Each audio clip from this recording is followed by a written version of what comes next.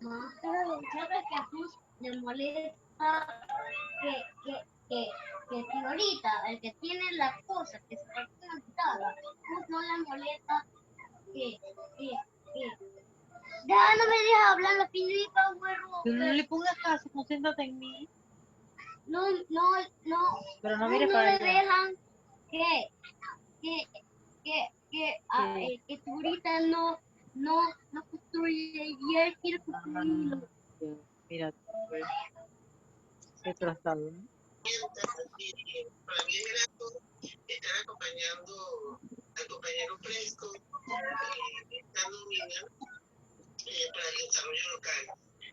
Para mí fue muy grato escuchar el taller que nos brindó la señora Amelia, ¿verdad? Porque la verdad nos guía hacia dónde nos debemos enfocar.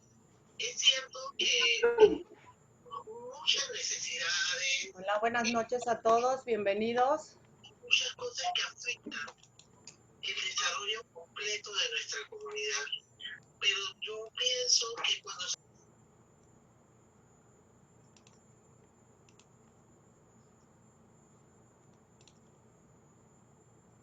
Hola Vladimir, buenas noches.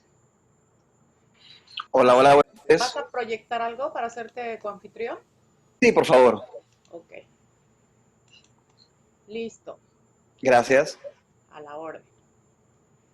Ya vimos que el sonido está súper bien, así que todo bien. Todos ellos están por parejas, así que dice 12, pero vamos 26. Ok. O somos 24, pues.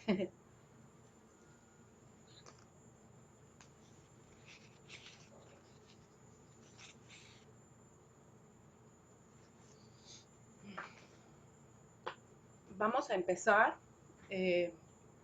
por respeto a todas las personas que... Voy a abrir mi cámara para que me vean.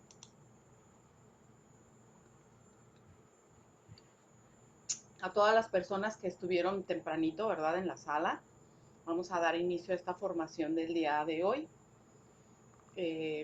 Primero, darles la bienvenida a esta formación del ministerio, que con mucho gusto y con todo nuestro amor estamos preparando para todos los servidores de Matrimonios en Victoria. Y hoy va a estar a cargo de Vladimir Valladares. Vladimir es teólogo, ya lo están viendo ahí en su pantalla. Él es pedagogo, es diseñador educativo, es un eterno aprendiz, y yo le agregué Vladimir, padre de familia y esposo también es. Es importante que ellos sepan que también tienes un hogar formado con un bebé y tu esposa. Entonces vamos a tener este tema precioso el día de hoy. Vamos a dejarle a Vladimir las cámaras y los micrófonos para que desde este momento él empiece esta hermosa sesión. Solo vamos a hacer una pequeña oración. Los invito a todos a que cierren un momento sus ojos y vamos a pedirle al Espíritu Santo que venga en este momento a cada uno de nuestros hogares, a cada uno de nuestros corazones, de nuestros oídos, de nuestra alma y de nuestro espíritu, para que nos abra y nos dé ese ruá con el que hizo la creación en este momento, para que nosotros podamos estar atentos a la palabra del Señor y a todo lo que nos va a decir a través de Vladimir. Señor, te damos gracias a ti que vives y reinas por los siglos de los siglos. Amén. Y nos encomendamos a Mamá María, que nos dé sus oídos, así como ella escuchaba a Jesús. En nombre del Padre, del Hijo y del Espíritu Santo. Amén. Bienvenido, Vladimir, y muchísimas gracias por cooperar con nosotros y ayudarnos a acrecentar nuestros conocimientos. Gracias, bienvenido. Muchas gracias, un placer. Y bueno, a todos y a todas, aunque no les puedo ver, un gusto poder compartir con ustedes. Ojalá que la oportunidad nos permita que vayan activando las cámaras para vernos, para conocernos, para saber con quiénes estamos. Y pues que se sientan también en la libertad en el momento en que lo vean, de poder pues interrumpir, levantar la manito allí, hacer alguna pregunta, algo que les suene, ¿no? Ya un poco adelantaba Maru, yo soy un laico, como los que estamos acá, un laico comprometido. A los 15 años entro a mi parroquia a trabajar y ahí pues comienza a surgir una idea de querer formar. Voy descubriendo que los agentes de pastoral necesitan mucha formación.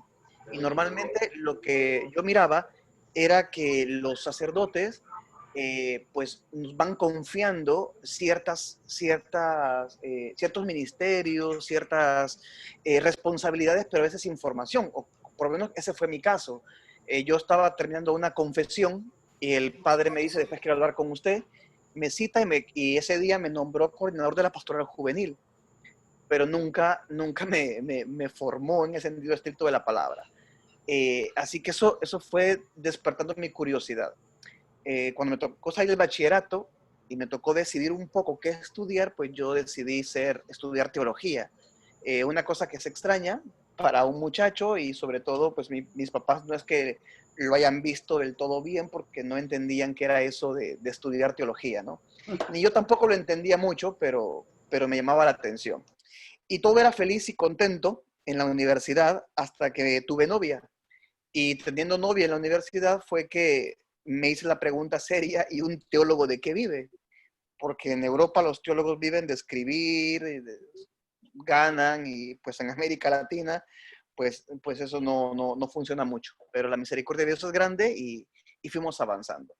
Así que me he dedicado a eso y los últimos 20 años pues me he dedicado a la formación a diversos niveles y entre ellos la formación de los laicos.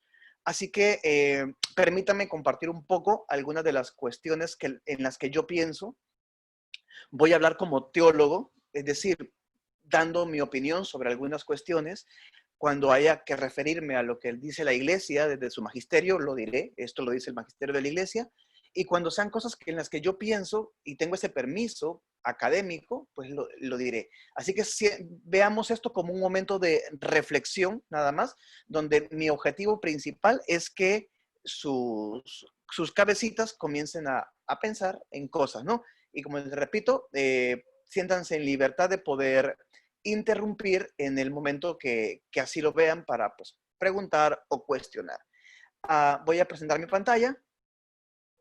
Permítanme un momentito. Voy a colocar esto por acá. Y ahí está pues el título de lo que trabajaremos el día de hoy. Lo siguiente es, yo quiero dividir la exposición en tres grandes partes. Por una parte, vamos a ver hacer un contexto bíblico, luego vamos a hacer un contexto histórico y luego vamos a volver a la Biblia para tener perspectivas de lo que dice el título. ¿Cómo entiendo yo la comunidad como compañera de camino de los procesos pastorales que estamos viviendo? Así que, a ver, déjenme contarles algo primero. La Biblia, específicamente el Antiguo Testamento, es considerado por nosotros, los cristianos, y por los judíos como un libro sagrado. Eso no es ninguna novedad. Ahora bien, a mí lo que me importa resaltar de esto es la primera línea que les coloco acá. El libro no es sagrado en sí, es decir, el volumen no es lo que consideramos sagrado. Lo que consideramos sagrado es lo que el volumen contiene, el texto. Y el Antiguo Testamento, sobre todas las cosas, es un libro que está cargado de historias. Y esto es así porque el pueblo judío es un pueblo que se caracteriza sobre todo por ser muy fiel a los marcos históricos. Es decir, el judío piensa que el lugar propio para encontrarse con Dios es la historia. Y en esa historia interactúan los humanos. Por eso el Génesis 2, el Génesis 1, dice que no hay una imagen mejor para representar a Dios que el hombre, porque Dios creó el hombre a su imagen y semejanza. Entonces es importante ver la historia y la historia de los hombres que nos cuentan, y esa historia es sagrada. Ahora bien, estas historias que nos están narrando los textos son historias humanas, y en esas historias humanas Dios se manifiesta, y esto es lo que voy a intentar mostrarles en las siguientes páginas que vienen, ¿no? Y lo bonito de la Biblia, y sobre todo del Antiguo Testamento, es que pareciera que no hay temor de los agiógrafos, entiendes, el escritor sagrado, no hay temor de mostrar al humano, a los humanos que están contando tal cual son, con sus virtudes, con sus defectos, con sus carismas, pero asimismo con sus limitantes. Ahora bien, para ver esto más a detalle, yo les quiero compartir tres experiencias, tres ejemplos. Vamos a hablar de Noé, de David y de Oseas. Comencemos con Noé. A ver, quiero que se fijen un poco en el texto que les coloco acá, en Génesis 7. El Génesis 7 dice, el Señor le dijo a Noé, entra en el arca con tu familia, pues tú eres el único hombre justo que he encontrado en tu generación.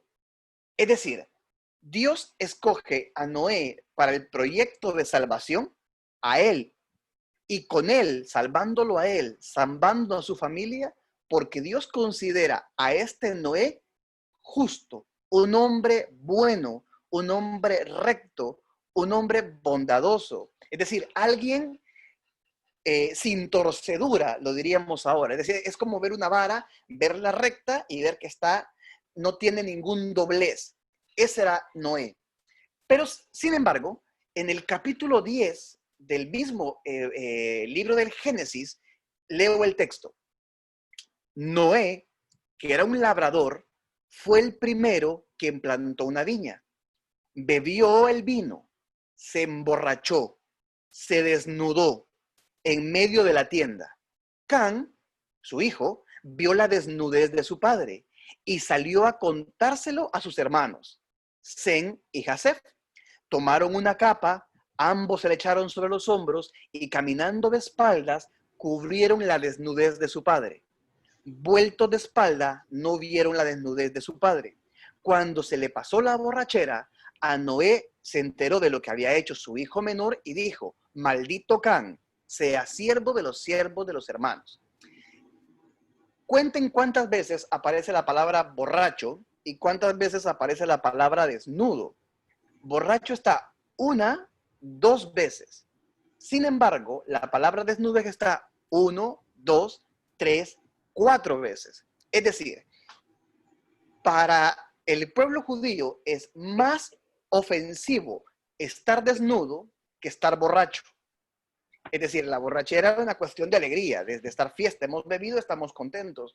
Pero la desnudez es un signo en la que yo ya dejo mi dignidad, ya la he perdido toda y me he prácticamente tirado a la desdicha.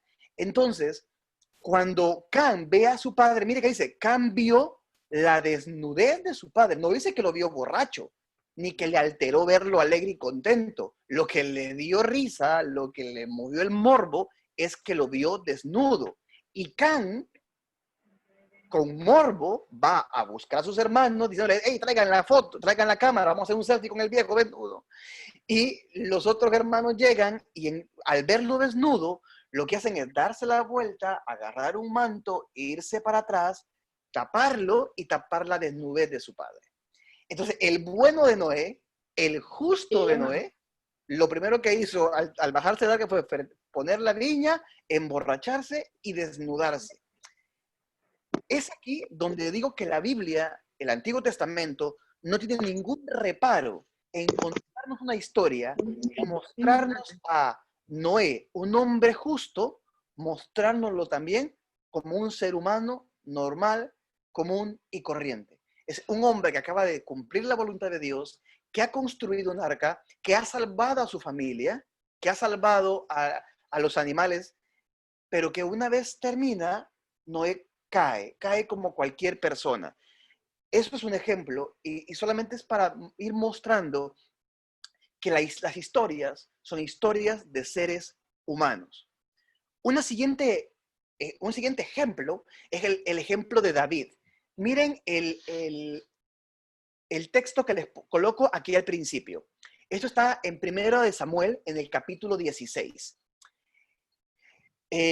Dios le encargó al profeta Samuel que fuera a la casa de Jesé a buscar a uno de los hijos de Jesé para ungirlo como rey. Jesé tenía muchos hijos y le fueron desfilando uno a uno y ninguno de ellos a Dios le gustaba. De hecho, este texto es cuando le presentan a uno de sus hermanos y dice, cuando llegó, Natán vio a Eliab, hermano de David, y pensó, seguro el Señor tiene delante a su ungido. Pero el Señor, Dios, le dijo al profeta, no te fijes en las apariencias ni en su buena estatura.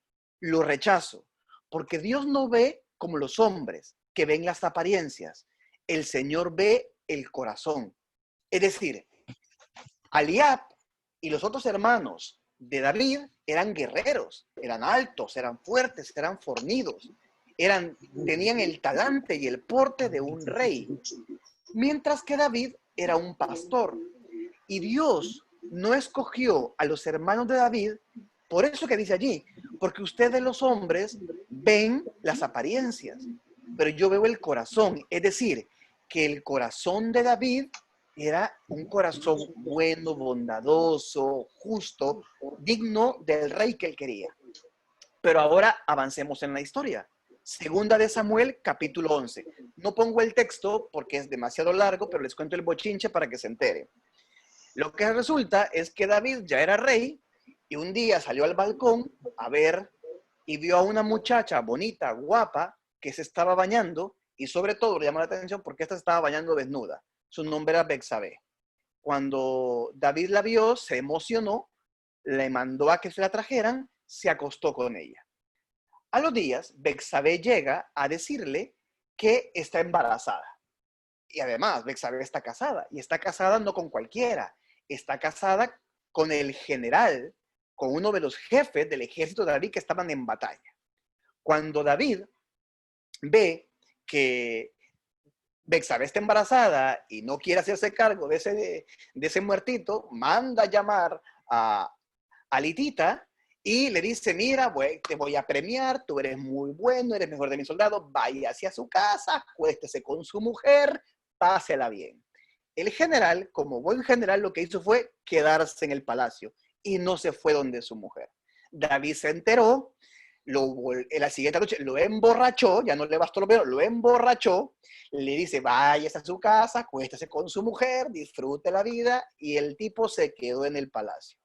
Cuando David vio esto, no le quedó otra, decir, bueno, escribió una carta al general que estaba en el campo de batalla diciéndole, pongan a este en batalla, ataquen y a ver qué pasa. David quería que lo mataran y en efecto eso pasó.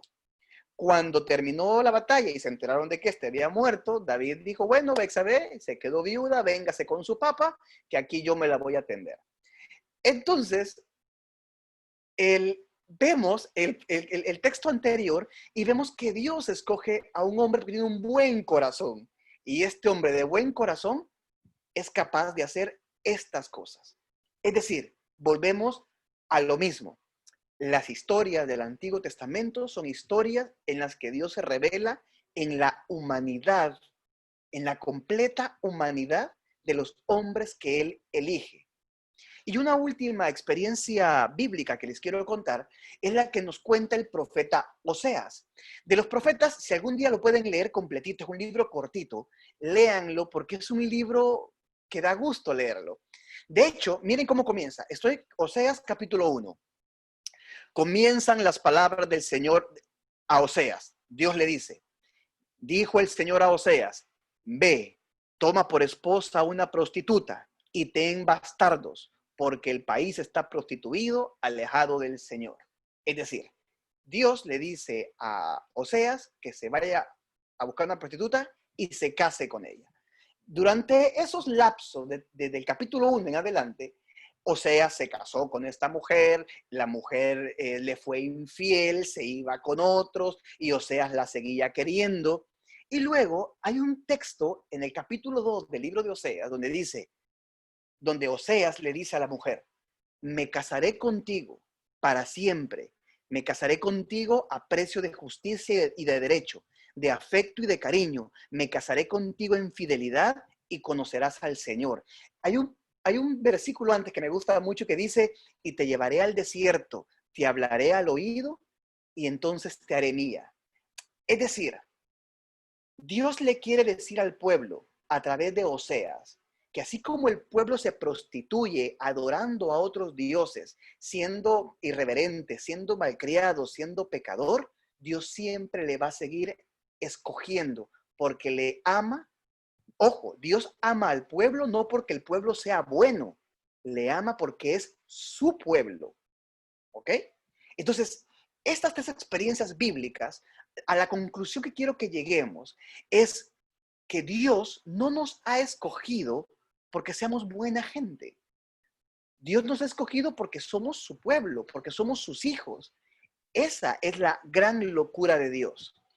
Y las historias bíblicas del Antiguo Testamento, sobre todo, no se detienen a contar estas experiencias. Y esto nos tiene que hacer reflexionar, porque esta es la forma en la que Dios va actuando. Hasta aquí la primera parte de mi exposición. Conclusión de esta parte. Dios escoge no a los buenos, que son inmaculados, que nunca fallarán. Dios escoge a seres humanos concretos para cumplir sus misiones y a pesar de que estos caigan, Dios les sigue amando. Ahora bien, si esto es Dios, ahora yo quiero irme a la iglesia.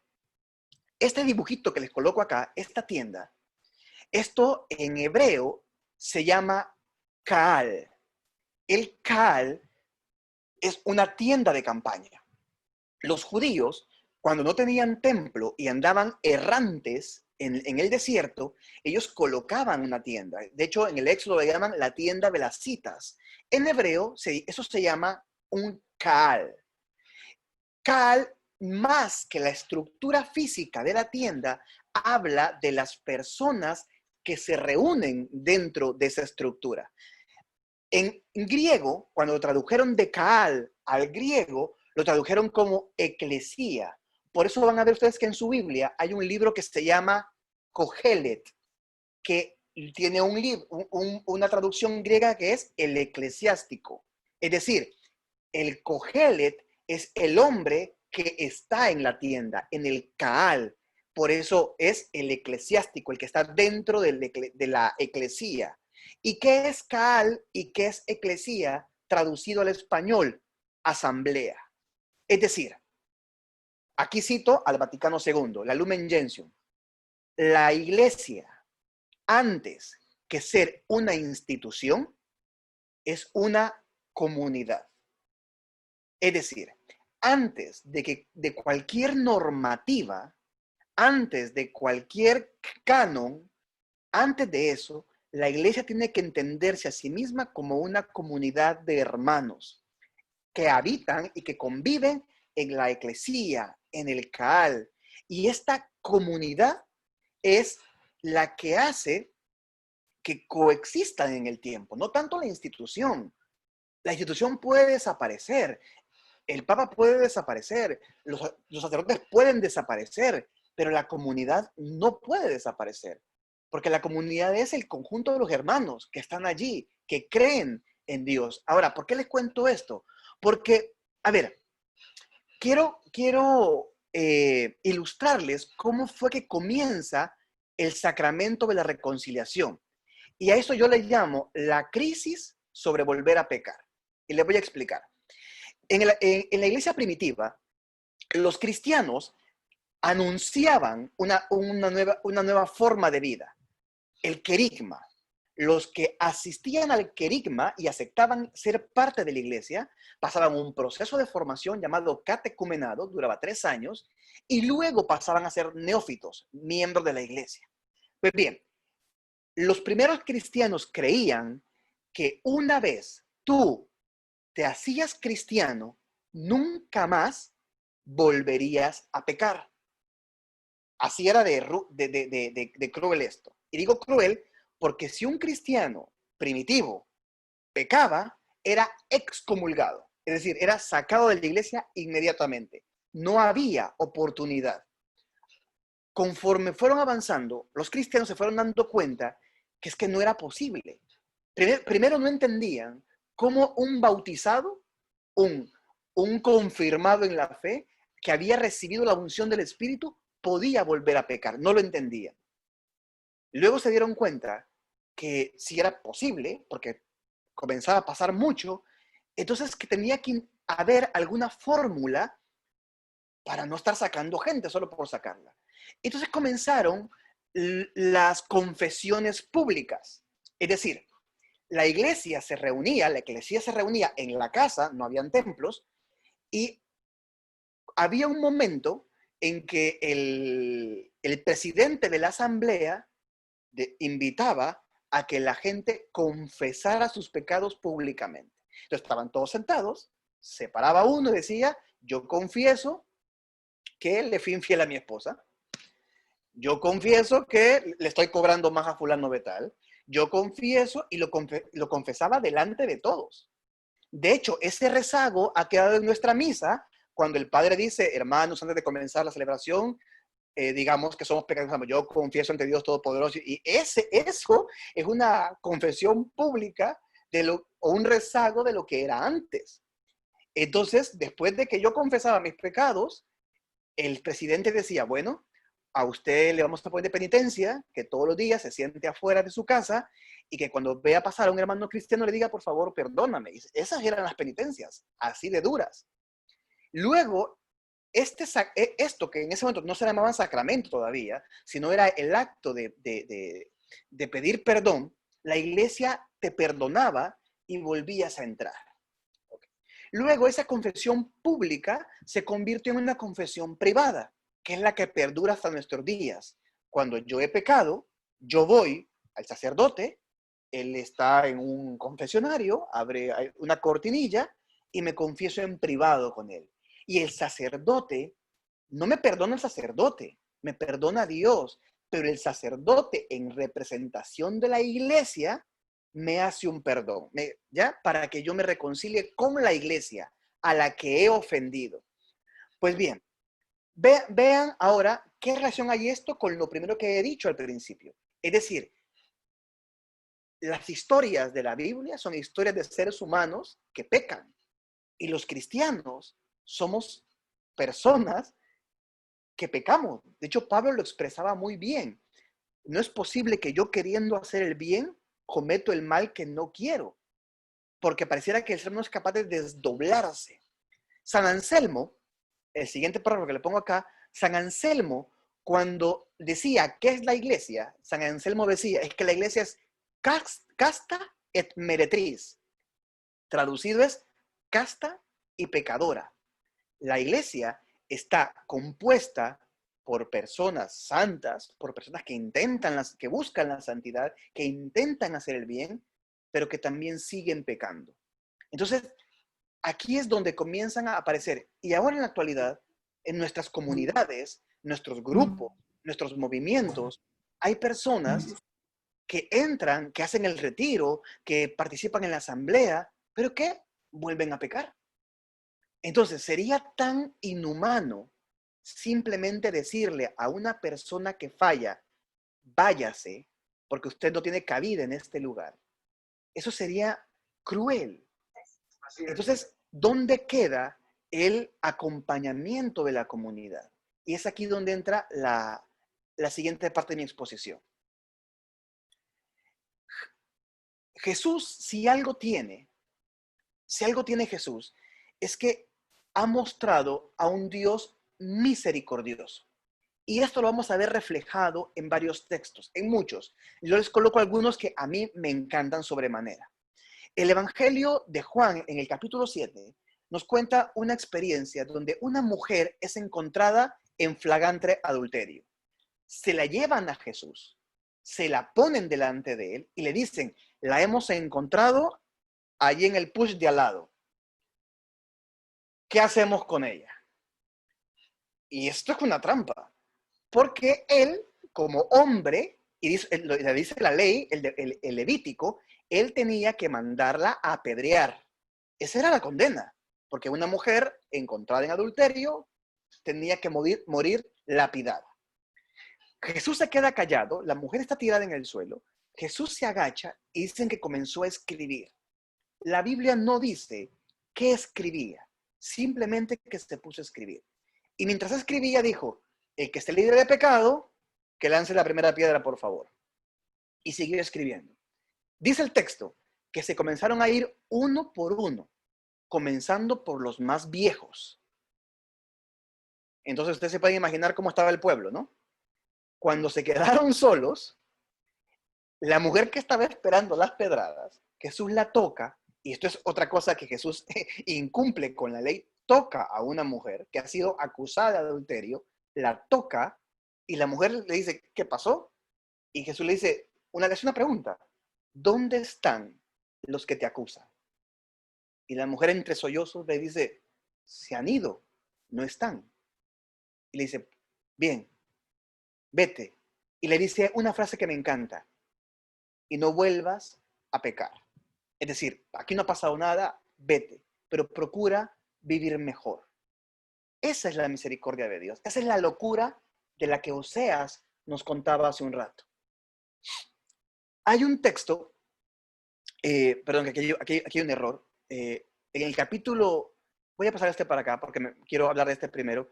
Hay un texto en el Evangelio 15 de Lucas, perdón. Hay un texto, una parábola que Jesús cuenta donde a un hombre se le ha perdido una oveja. Ese texto está junto con la otra parábola donde a una mujer se le ha perdido un dracma, una moneda. A un pastor se le pierde una oveja, a una mujer se le pierde una moneda. El texto dice, contando la parábola, Jesús, que el hombre teniendo 100 ovejas, ve que le falta una, la más pequeña, va a buscarla, la encuentra en una quebrada, la pone sobre sus hombros y la regresa al redil. Y hace fiesta porque encontró a la oveja. El texto dice que la mujer a la que se le perdió el dracma, teniendo 2, comenzó a buscar, limpió la casa, encontró el dracma e invitó a sus amigas a que celebraran con ella porque había encontrado la moneda que se le había perdido. En ese texto, Jesús, está comparando a Dios con un pastor y con una mujer. Y lo que quiere decir es, así como ese pastor buscó hasta encontrar la oveja, así como esa mujer limpió hasta encontrar la moneda, así es Dios hasta que nos encuentra y nos vuelve a traer a casa. Esa es la locura de Dios. Aquí donde puse 18, aquí es Lucas, pero no es esta parábola. Esta es la parábola del publicano y el fariseo. Perdón, que puse esto aquí erróneo. Nos cuenta que 2 hombres, un fariseo, un publicano, fariseo considerado santo entre los santos, un publicano considerado pecador entre los pecadores, suben al templo y comienzan a orar. El fariseo se mofa y habla en voz alta y dice que él da el diezmo, que él paga no sé qué cosa, que es buena gente, que es lo mejor que existe. Y dice, y no soy como ese que no quiero mencionar, pero que estoy viendo que está aquí a mi lado, Señor, tú quiéreme a mí. el publicano, entre sollozos decía, Señor, yo no soy nada, no valgo nada, perdóname, solo te ofrezco lo que tengo y es mi pecado. Y Jesús lanzaba la pregunta, ¿a quién creen ustedes que Dios escuchó más? Y dejaba la pregunta abierta. Y terminó con un texto en Lucas 15, que este texto sale siempre y hay que tocarlo porque creo que refleja mucho la misericordia de Dios. Y es el texto del hijo pródigo, que es el culmen de las parábolas que he contado acá arriba. Un chico se va, le dice a su padre, mira papá, dame la herencia, yo aquí no encuentro espacio, dame lo que me toca y déjame vivir la vida. El padre se la da, lo acepta, y lo interesante es que cuando un padre da la herencia a su hijo es porque su hijo ya lo considera muerto. Las herencias se dan post-mortem, no antes. Así que si este hijo, su padre ya no le sirve, es que ya no. El tipo se va, se gasta el dinero en prostitutas, en vino, en emborracharse. Cuando se le acaba el dinero, le toca trabajar cuidando cerdos en un país extranjero. Quería comerse la comida de los cerdos. Y dice el texto, la Biblia latinoamericana me gusta como dice, y entró en sí. Es decir, al fin se puso a pensar, en la casa de mi padre y esto, el otro, voy a regresar. El padre lo ve, lo abraza, le calza, le cambia la ropa, le pone un anillo, hace fiesta. Y el hijo mayor le reclama a su padre. Le dice, yo siempre estoy aquí. Yo nunca te pido nada. Yo siempre estoy pendiente de tus cosas y a mí no me das ni una vaquita ni un cabrito para hacer una fiesta con mis amigos. Y el padre le dice, pero si lo mío es tuyo, ¿cuál es el problema? Pero tu hijo, tu hermano que estaba muerto, ha vuelto a la vida, ha resucitado, alegrémonos. Y la enseñanza de Jesús es la misma. A ver, hagamos esta parábola un poquito más cercana a nosotros. Una mujer de Betania, de San Miguelito, de allá de las cumbres, tiene un hijo que es drogadicto, que anda en pandillas, que ha embarazado a 4 mujeres. Las vecinas llegan a decirle, miras a tu hijo, ese cómo se porta. Y la mamá siempre dice, sí, pero es que él es bueno, pronto va a cambiar, ya van a ver, él está como... El que entiende el amor de esa madre, entiende el amor de Dios. Y esa locura es el amor que la iglesia, que los compañeros de la iglesia debemos tenernos los unos a los otros. Ojo, esto no significa solapar las cosas, pero hermanos, nosotros, los humanos, los miembros de la iglesia, no somos santos inmaculados, somos personas, seres humanos. Y a veces duele cuando a ver cómo lo explico mejor, duele cuando el principal enemigo de un cristiano es otro cristiano. Cuando el principal crítico de un cristiano es otro cristiano.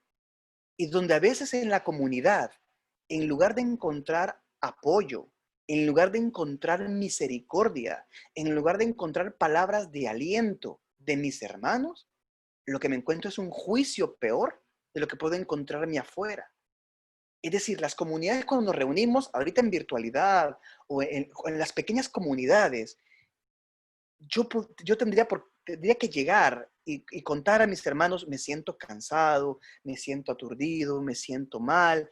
Y los hermanos deberían prestar los oídos, deberían prestar todo lo que son, su ser, en acompañar estos procesos. Yo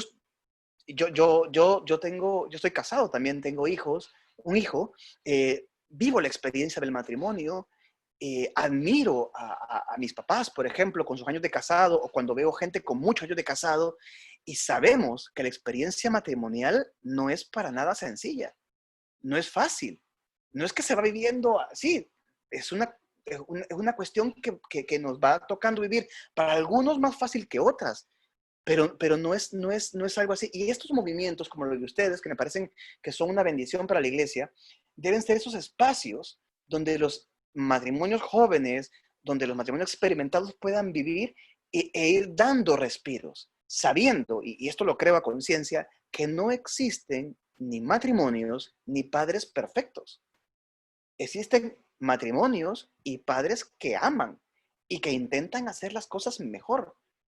Y habrán matrimonios que simplemente, por más intentos que se hagan, quizás puede que fracasen. Y eso no significa que la institución matrimonial ha fracasado. Eso significa que hay que seguir trabajando en muchas otras cosas y que es preferible no dañar y no lastimar más allá de lo que ya se están lastimando. Entonces, es decir, ¿qué quiero decir con esto? Que tenemos que vernos en estos ejemplos, en estos textos bíblicos, como reflejos. Allí nos muestran las historias de seres humanos, normales, comunes y corrientes, que aman a Dios, que encuentran a Dios, pero que fallan. Y es donde la iglesia debe entrar a acompañar y hacer verdaderos acompañamientos, siendo verdaderos comunidades. Ir en el cajal, ir en la iglesia, irla cargando y hacer que pues tengamos una nueva generación de cristianos, ¿no? Tanto en familia. Bien, estas son mis ideas, son las cosas en las que pienso, en las que les comparto. Me gustaría ahora que platicáramos un ratito, algún comentario, alguna pregunta, algo que les llamó la atención. Les presto los micrófonos. Quien quiera hoy hacer sus comentarios con Vladimir, y para todos los servidores pueden abrir su micrófono, y les agradecería si abren sus cámaras para que Vladimir los pueda conocer un poquito y se vaya familiarizando con nosotros. Además de que lo vamos a invitar a Matrimonios en Victoria. Fíjate, Vladimir, que casualmente en lo que alguien se anima a platicarte, estaba hoy el padre Miguel Ángel dando la Eucaristía de las 6 de la tarde. Y normalmente cuando empezó esto de la palabra de la nueva normalidad, yo siempre he ido un poquito contra eso, porque yo decía, si es nuevo, no es normal, ¿verdad? Porque entonces es algo nuevo. Y si es normal, pues entonces no es nuevo. Es un binomio que creo que está mal hecho. Obviamente sabemos de dónde y cuál es el motivo de esta palabra. Pero él explicaba, bueno, si vamos a tener una nueva normalidad, que sea una nueva normalidad cristiana, que salgamos nuevos afuera. Me impactó las historias, y él hablaba de eso, ¿no? Que tanto tiempo encerrados era para que ya nos hubiéramos conocido bien, y para aprender que tenemos que salir y ser diferentes personas, tener una nueva normalidad cristiana. Me encantó tu tema. Me gusta cómo lo enmarcaste, cómo nos mostraste que pues obviamente igual lo hizo con los apóstoles. El Señor escogió diversidad de caracteres en los 12 apóstoles, incluyendo a quien lo vendió, ¿no? Y como dices tú, escogió a personas normales para que fueran sus apóstoles, e incluso al mismo Judas no le dijo, vete porque yo ya sé que tú eres el que me vas a traicionar, ¿no? Y la verdad es que sí, en nuestras comunidades se da. Yo digo que en todas las comunidades siempre hay dificultades, siempre. ¿Quién quiere platicar? Sí, gracias. Gracias, Maru. No, gracias a ti, Blan. La verdad que bien bonito. Muchas gracias. Kelly, Leonardo, por ahí están. Rita. Buenas noches, hermanitos. Hola, Hola, hola, Kelly. noches. Hola. La verdad que este tema me ha gustado, porque nosotros, bueno, en mi caso, estuvimos esta semana que pasó en el Enlace Internacional de Matrimonios, y la verdad que ahí el lema era que estamos todos llamados a ser santos. Entonces, este tema va como más o menos engranado allí al tema que pasamos en cuanto a lo del matrimonio, el enlace. Y la verdad, bueno, yo tengo 2 años de estar en Matrimonios en Victoria, y estar en Matrimonios en Victoria con las formaciones, las charlas, las asambleas, he venido aprendiendo un poquito cada día de lo que es la palabra de Dios. Y es lo que decía, o sea, antes uno tenía ese concepto de que los santos eran algo inalcanzable, era alguien que no pecaba, alguien, o sea, que era algo que uno lo veía tan allá arriba que uno no lo podía lograr. Y sin embargo, en la forma que usted lo ha explicado en la noche de hoy, la verdad que todos podemos llegar a ser santos. O sea, eso es lo que dice Dios. Dios nos quiere tal y como somos. Lo único es, bueno, tratar de no hacerlo, ¿verdad? Entonces, la verdad que me ha encantado este tema. Muchas gracias. Gracias, Kelly. Hola, ¿qué tal? Hola, Buenas hola, noches. Leonardo. Buenas noches, ¿qué tal? Sí, yo, la verdad es que muy buen tema, Vladimir. De verdad, muchísimas gracias por la manera en que comentaste tus reflexiones. Yo tuve la dicha de crecer en el interior, muy cerca del campo, y yo me vine a vivir a la ciudad.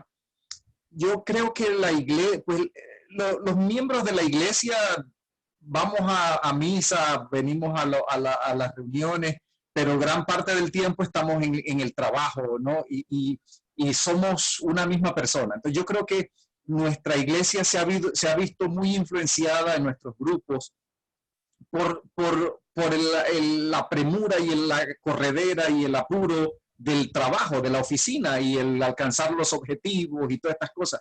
Entonces, hacemos a veces, aunque no es que siempre estamos en esto, pero a veces hacemos planes, a veces en papel, pero a veces sencillamente mentales. Y entonces entramos a la reunión y voy yo con mi plan y quiero alcanzarlo y para la próxima, ¿qué tenemos que hacer, etcétera?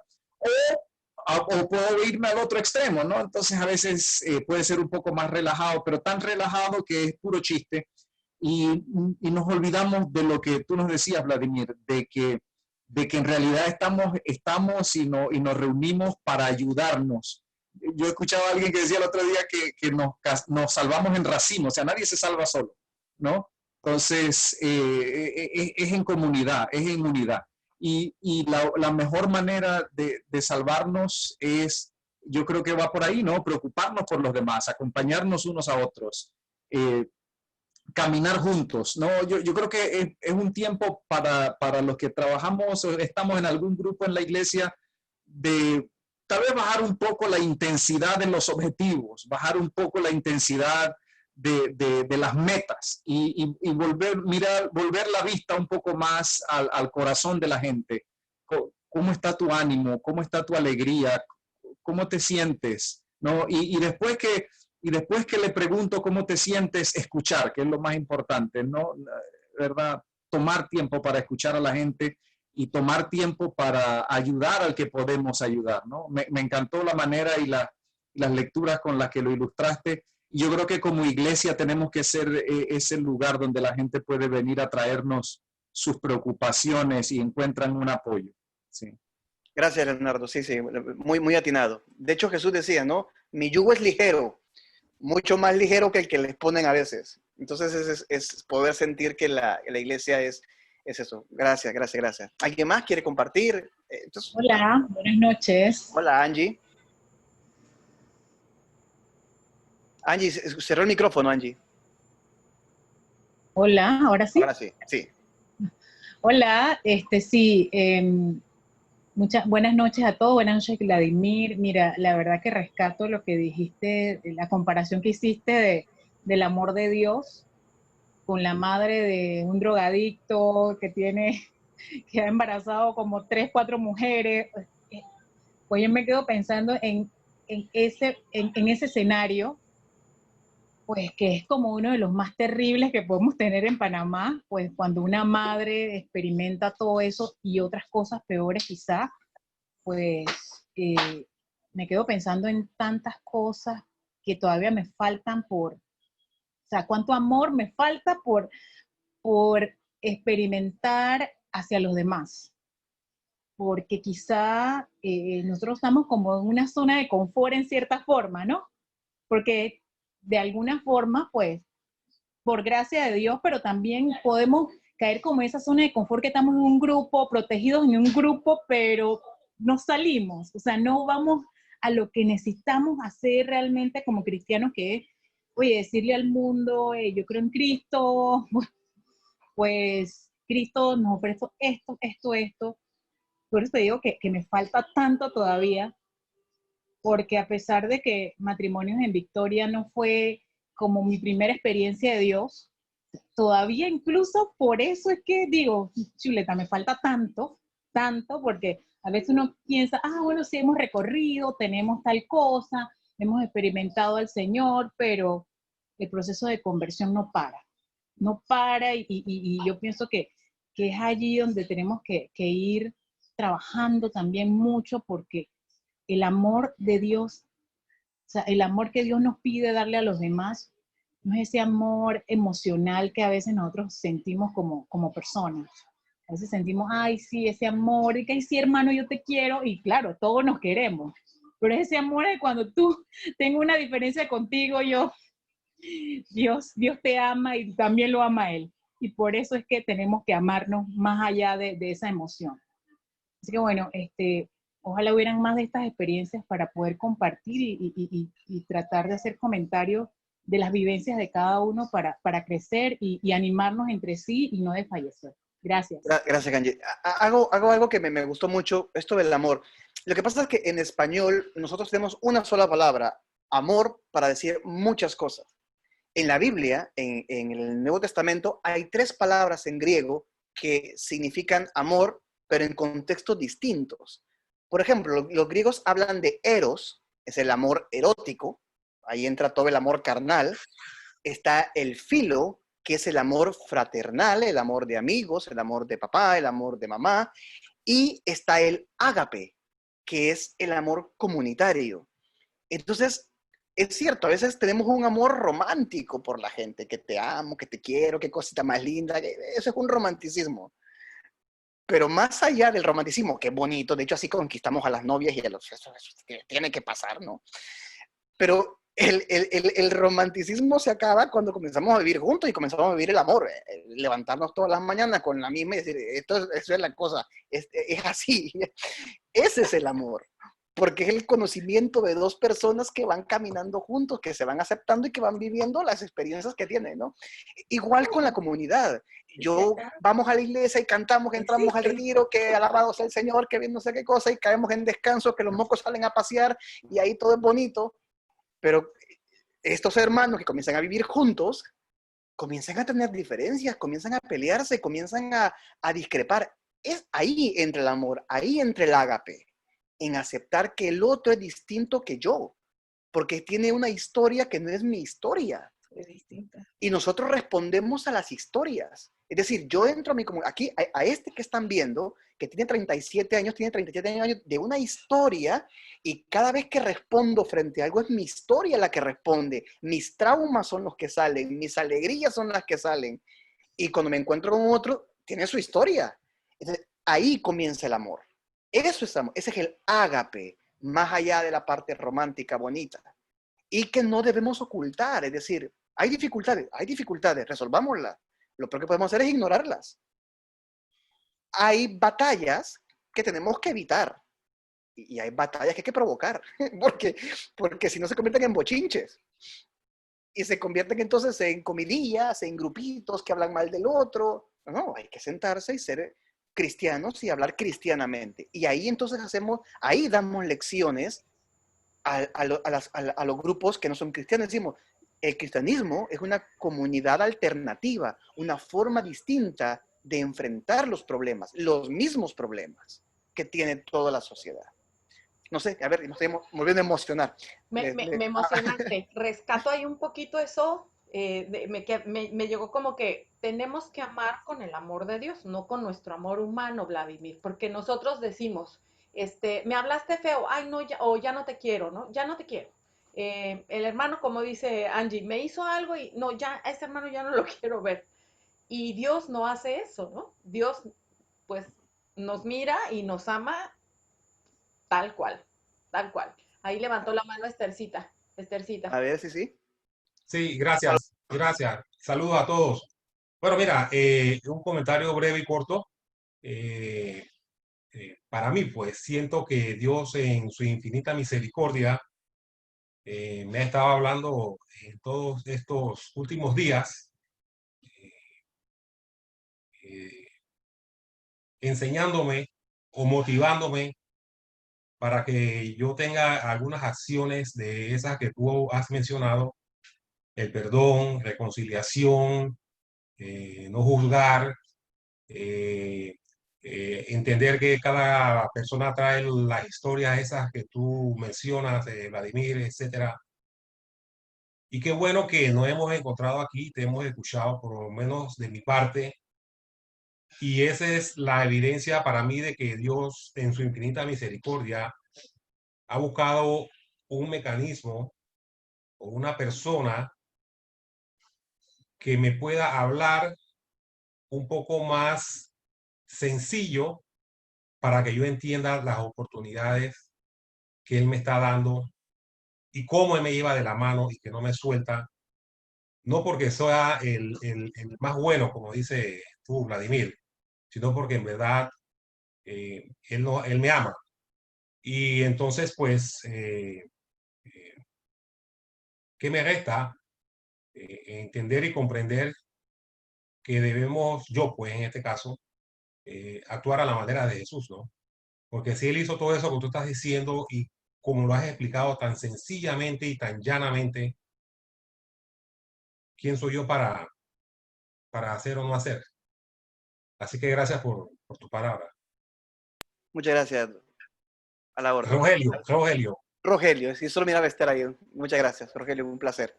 A ver, ¿alguien más? ¿Uno más que quiera compartir? ¿Quién más quiere? Ahí está Edilberto, Janine, que son los Hola. que también, Diana. Hola, hola. Flower. Hola, soy Janine. ¿Me veo? Sí, sí, un gusto. Bueno, yo pienso que desde el enfoque del amor ágape, el amor de servicio, el de donarse uno a otros, a veces uno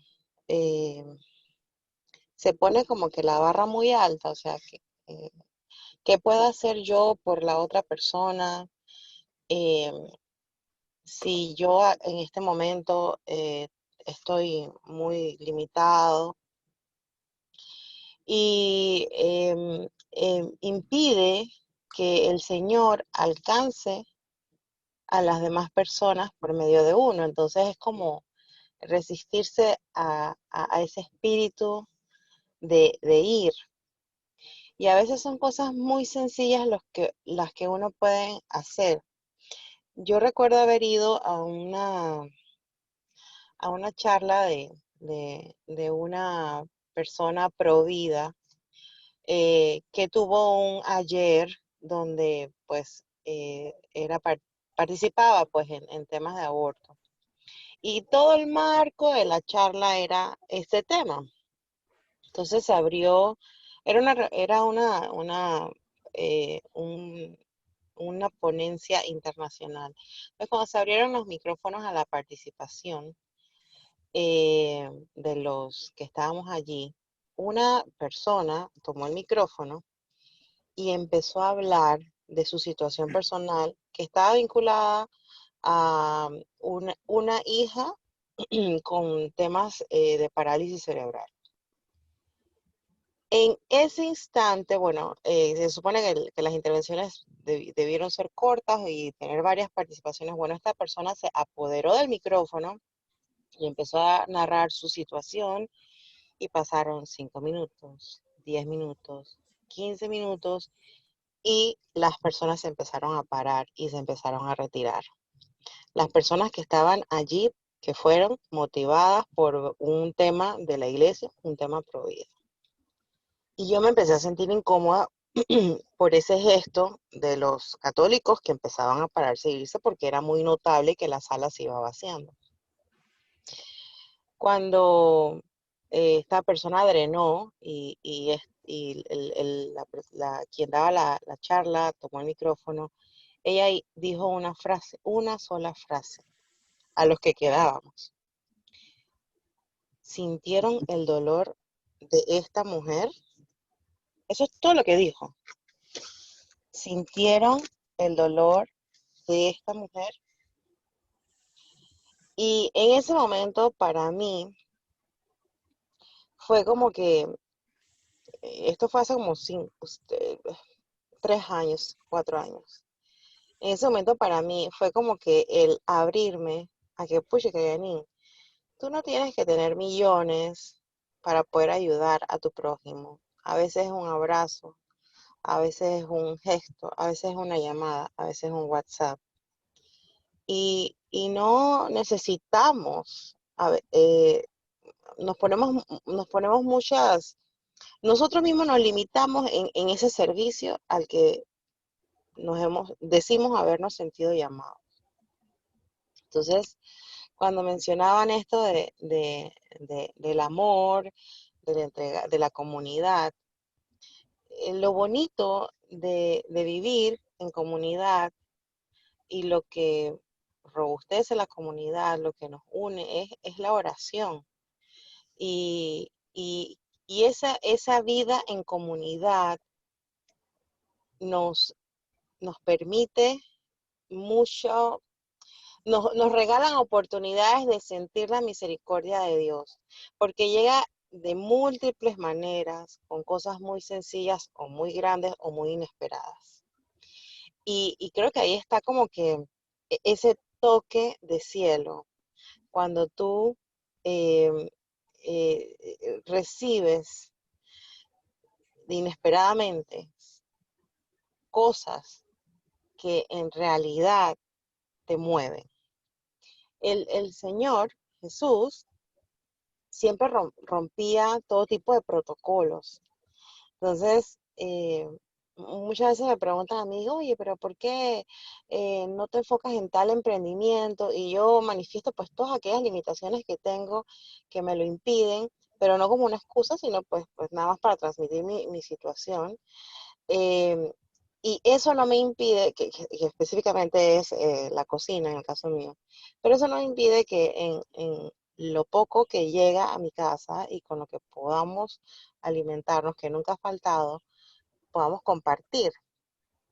Entonces, a veces que si estoy haciendo, que si me llega un maíz del interior y me pongo a hacer un chicheme o una pesada de nance o un arroz con leche y de repente me preguntan a mis hijos, ¿qué vas a hacer, mamá? Y yo me monto en el carro con mis vasijitas de fondo, esas bien sencillitas que no cuestan nada, o alguna vasijita de la casa, del lado de las que hayan quedado por allí. Y me monto, bueno, siempre orando durante la hechura del alimento, y me monto en el carro y digo, ¿y hacia dónde voy? Sin rumbo. Y el Señor me va dictando a quiénes yo agradar con ese gesto, ¿no? Y tomo mi carro sin rumbo y hago una llamada o por un WhatsApp, ¿estás en tu casa? Estoy afuera. O a veces me lo piden, ¿no? Pero, y sin venderlo, porque lo que yo quiero llevar es un toque de Dios. Y dicen mis hijos, pero mamá, ese puede ser tu negocio. Y yo digo, bueno, en este momento lo que me dicta mi corazón es que mi negocio sea llevar amor, más nada. Y con eso lo que trato de motivar es que no nos exijamos tanto. Perseveremos en la vida de comunidad, perseveremos unidos, orando unos por otros. Porque cuando por algún lado, aunque no lo sepamos, los brazos que están clamando se van cansando, pues nosotros somos los que los sostenemos. Gracias, Jenny. Oren ustedes por nosotros también, porque a veces hoy nada más ha sido un día difícil. Es necesario contar con las oraciones del resto de nuestra comunidad, que es el regalo más hermoso que nos ha dado el Señor. Así es. Muchas gracias. Muchas gracias. Gracias, Janet. Está el teléfono abierto de Los Alba, no sé quién es, Gloriela o el doctor Carlos. Hola, ya lo cerraron. Okay. Ya se repite. Ella es la doctora Gloriela. Así que, bueno, no sé, ¿alguien más quiere compartir? Sé que me demoré mucho. Sí. Nitsi, para que te conozca Vladimir, y para todos, pues bueno, ella es la que lleva el Ministerio de Formación en hola, mucho gusto, un placer. O sea que es la jefa. Buenas noches. Gracias, Vladimir. La verdad que un tema muy interesante para nosotros como comunidad de matrimonios en Victoria. La verdad que a veces queremos hacer muchas cosas y yo creo que debemos aprender más a hacer que hacer. Siempre ser esa voz de aliento, esa mano que se extiende para ayudar a los demás, ese hombro que encuentran nuestros hermanos para refugiarse en sus problemas y compartir ese amor que Dios nos regala, ¿verdad? Porque si Dios nos ama tanto a nosotros, igual nosotros debemos hacerlo con nuestros hermanos. Claro, claro, claro. No, un placer. La verdad que espero que lo que hemos dialogado, pues, digo, pues genere reflexión. Intenté ser, sí, lo más sencillo posible. Quedo a las órdenes si en algún momento quisieran generar un plan de formación.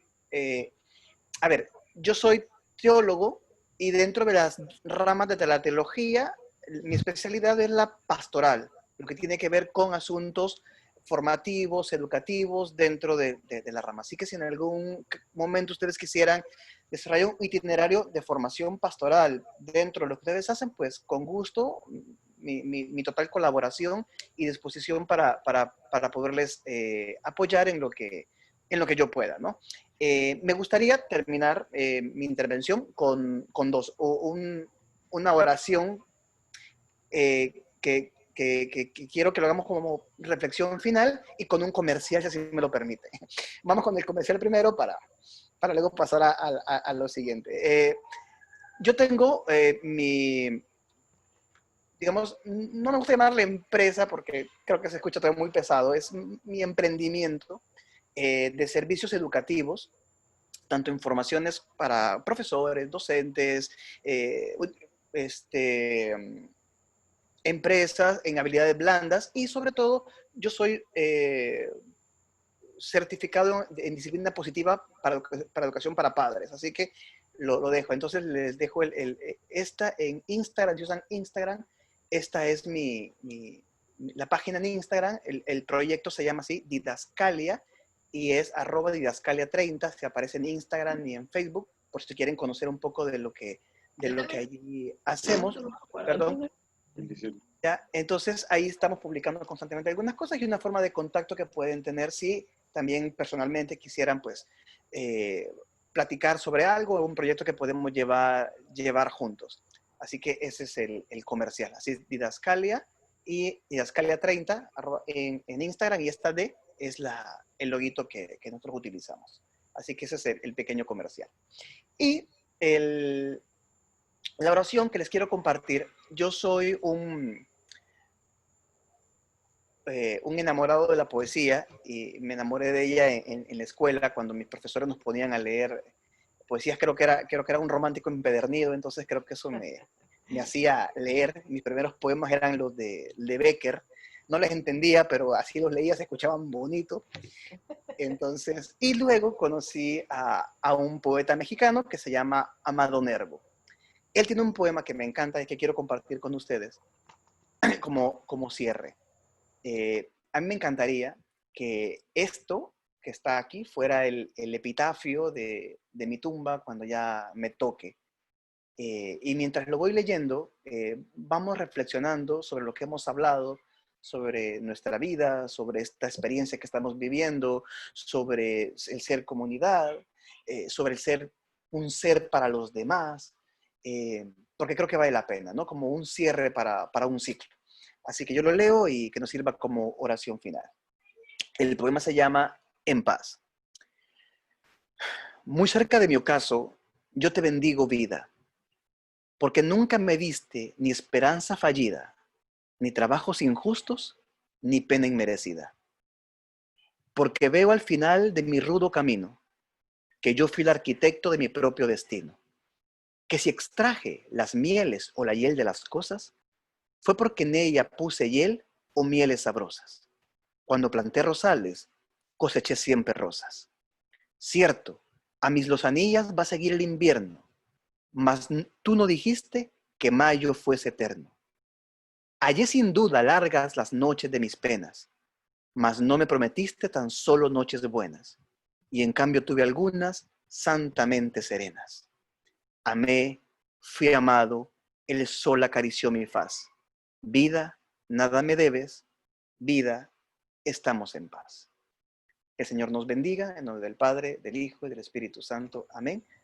Un placer, muchas gracias Maru, muchas gracias Mixi por la invitación, un placer por conocerles, por ponerle carita a algunos nombres de los que veo allí y quedo a las órdenes si a bien creen que les puedo colaborar.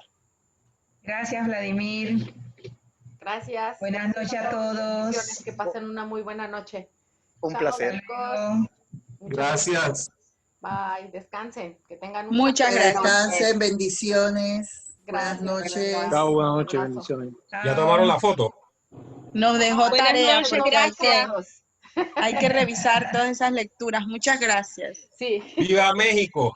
Los santos no se tomaban fotos. ¡Viva México! Bendiciones, que viva México y que viva Panamá, que ya viene mi 30 aniversario, 13º aniversario, el día 3 de noviembre de matrimonio. Imagínense. ¡Qué bien!